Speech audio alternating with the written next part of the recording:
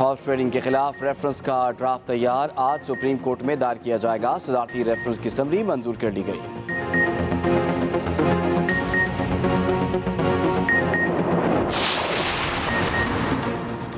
عدم اعتماد کو ناکام بنانے کے لیے ایک اور اہم بیٹھک، وزیر اعظم عمران خان نے سیاسی کمیٹی کو آج پھر بلا لیا۔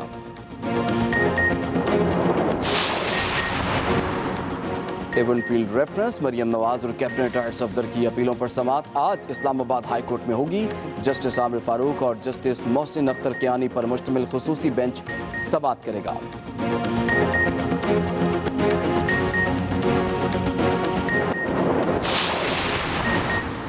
کورونا کے زور میں مسلسل کمی، وائرس سے آج 2 اموات، 303 نئے کیس، شرح 1% تک آ گئی۔ ایکسپریسو میں آپ کو ایک بار پھر سے خوش آمدید۔ شو کے دوسرے حصے میں آ چکے ہیں جناب، اور کیونکہ آج منڈے کا شو ہے اور بہت کچھ ہوتا ہے، دوسرے گھنٹے میں بھی سیگمنٹس بھی ہیں، سو آغاز میں ابھی ہم بات کر لیتے ہیں اپنی کچھ ایکسپریسو کے جو لائن اپ ہے دوسرے گھنٹے کا کیا ہے، اس میں آپ کو دکھاتے ہیں ایکسپریسو ہیڈ لائن۔ ریکوٹک منصوبے پر بڑی خوشخبری، 10 سال کی قانونی لڑائی اور مذاکرات کے بعد حکومت کامیاب، پاکستان پر تقریباً $11 ارب جرمانہ ختم، حکومت کا منصوبے سے بلوچستان میں ترقی اور خوشحالی کا نیا دور شروع کرنے کا اعلان۔ سیگمنٹ نکلے تیری تلاش میں بات کریں گے مستنصر حسین طاہر صاحب سے ان کی کتاب ڈاکیا اور جولہا پر۔ ایک ہی دن ڈاکٹریٹ کی ڈگری حاصل کرنے والے اور تاریخ رقم کرنے والے باپ بیٹی ہوں گے ایکسپریسو کے مہمان۔ اور سیگمنٹ دیسی فوڈ میں فریال رانا لے کر جائیں گی ولیمہ ہاؤس اور بتائیں گی مزیدار کھانوں کے بارے میں۔ جی تو کچھ بہت اہم ہے اور میں بڑا ایکسائٹڈ ہوں ٹو ٹاک ٹو یہ جو ہمارے ایک زبردست قسم کی خبر آئی کچھ دن پہلے، باپ بیٹی دونوں نے پی ایچ ڈی کیا، ایک دن کیا، زبردست ہمارے ساتھ ہوں گے انفیکٹ ہمارے پروگرام کے دوسرے حصے میں، لیکن اس سے پہلے بات کریں گے اور دکھائیں گے آپ کو نکلے تیری تلاش میں ہمارا سیگمنٹ، جس میں آج نئی کتاب جس پہ بات ہو رہی ہے ڈاکیا اور جولہا، مستنصر حسین طاہر صاحب کی، وقار احمد ملک کے ساتھ دیکھتے ہیں آج کا نکلے تیری تلاش میں۔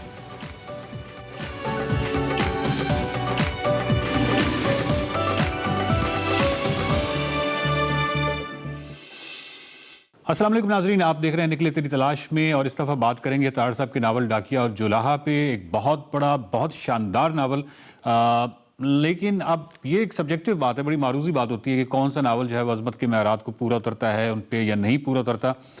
اس کا فیصلہ جو ہے وہ کریٹکس کرتے ہیں، تنقید نگار کرتے ہیں، اور دوسرا ایک بہت بڑا حصہ جو ہے اس فیصلے میں وہ قارئین کا ہوتا ہے، اور بہت سارے قارئین یہ سمجھتے ہیں کہ ڈاکیا اور جولہا جو ہے وہ بہت بڑا ناول تھا، لیکن اس کے حصے کی جو شہرت ہے وہ طاہر صاحب کے دیگر ناول راکھ اور بہاؤ اور یہ جو ناول تھے یہ کھا گئے، خاص و خاجاک زمانے وغیرہ۔ طاہر صاحب سے ڈاکیا اور جولہا پہ بات کریں گے۔ میرا سب سے پہلا سوال سر یہ ہے کہ اس کا سب سے جاندار کردار جو ہے وہ نتالیہ کا ہے، ایک عورت کا ہے، اور یہی وہ روایت چلی آ رہی ہے۔ بہاؤ میں آپ کا جو سب سے جاندار کردار، سب سے بڑا کردار پاروشنی کا تھا، وہ بھی ایک عورت ہیں۔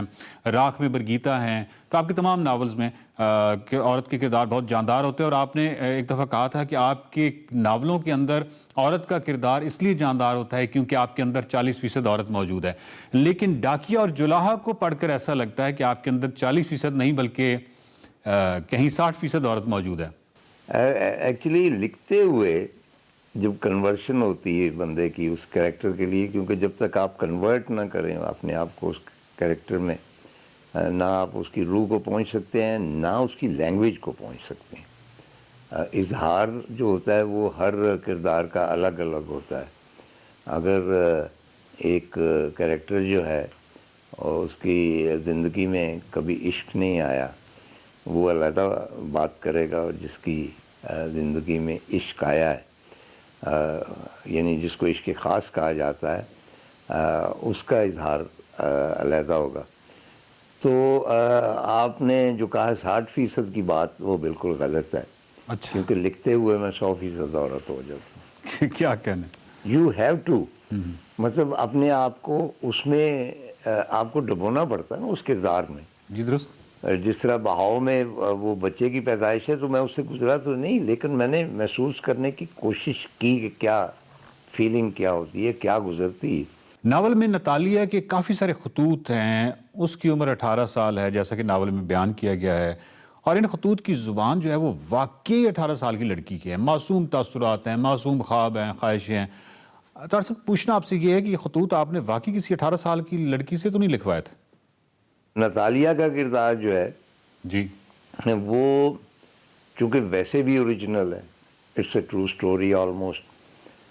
تھوڑی سی میں عرض کر دیتا ہوں کہ بہت سارے لوگوں نے مجھے پوچھا کہ جی نتالیہ کا جو کردار ہے وہ ایک ینگ لڑکی ہے، اور اس کی جو خطوط ہیں اس میں اس کی یوتھ اور اس کی ایسپریشن اور اس کی خواہشیں اور اس کا ایکسپریشن وہ آپ نے کس طرح لکھا؟ تو میں نے یہی عرض کیا کہ وہ میں نے نہیں لکھا۔ صحیح۔ بیسیکلی جس طرح آپ جانتے ہیں کہ عیسائیوں میں ایک روایت ہے کہ اپنے گناہوں کا اعتراف کرنے کے لیے لوگ جاتے ہیں پادری کے پاس، وہ ایک ڈبے میں علیحدہ بیٹھ کے، تو وہ اپنے آپ کو ہلکا کر لیتے ہیں گناہوں کا اعتراف کر کے۔ جو رائٹر ہوتا ہے وہ بھی ایک قسم کا وہ گناہوں کا اعتراف جنہوں نے کرنا ہوتا ہے وہ اس کے سامنے اسی جھجک کے بغیر کرتے ہیں جس طرح وہ کسی پادری کے سامنے کرتے ہیں، کیونکہ وہ اس کو ٹریٹ کرتے ہیں not as a human being normal, بلکہ ایک ایسا شخص جو ان کے جو گناہ ہیں یا ان کے سینز ہیں یا ان کی جو خامیاں ہیں وہ سن کر نہ تو ان سے نفرت کرے گا ٹھیک ہے، اور نہ ان کو مطعون کرے گا بلکہ ان سے ہمدردی کرے گا۔ تو اسی طرح یہ کریکٹر ہے۔ یہ لڑکی مجھے خط لکھا کرتی تھی، خاتون، یہ بہت پرانی بات، اچھا، آلموسٹ 40 ایئرز بیک، اور بہت تفصیل سے خط لکھا کرتی تھی۔ میرا خیال 150-200 خطوط اس نے لکھے، اور it was a fascinating study. اس کا جو کریکٹر تھا، جس طرح وہ میں نے بیان کیا، وہ مطلب ہے کہ اس کے نانا بہت بڑے وہاں کے پیر تھے، اور وہاں پہ بہت بڑا وہ تھا، درگاہ تھی، اور وہ مطلب اس کی تفصیل میں نے تھوڑی سی بیان کی ہے۔ چنانچہ وہ جتنے خطوط ہیں ٹھیک، وہ اوریجنل ہے، صرف ان کو میں نے ایڈٹ کیا، جی ٹھیک ہے، مطلب سٹوری کے حساب سے۔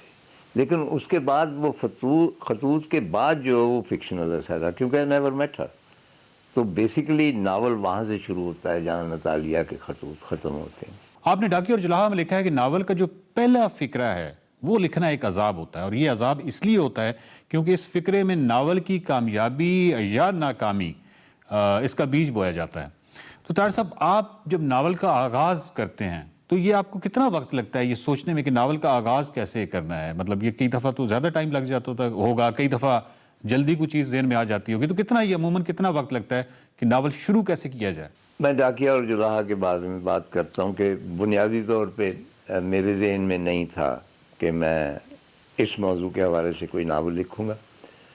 مجھے اسلام آباد سے ایک شادی شدہ جوڑا، اور ہمارے ہاں جوڑا ہمیشہ شادی شدہ ہی ہوتا ہے، وہ تشریف لائے اور مجھے ملنے کے لیے آئے۔ تو وہ جو ان کے ساتھ صاحب تھے انہوں نے تو کافی تفصیل سے مجھے پڑھا ہوا تھا، تفصیل سے گفتگو، لیکن خاتون جو تھیں انہوں نے زیادہ سوال نہیں کیے۔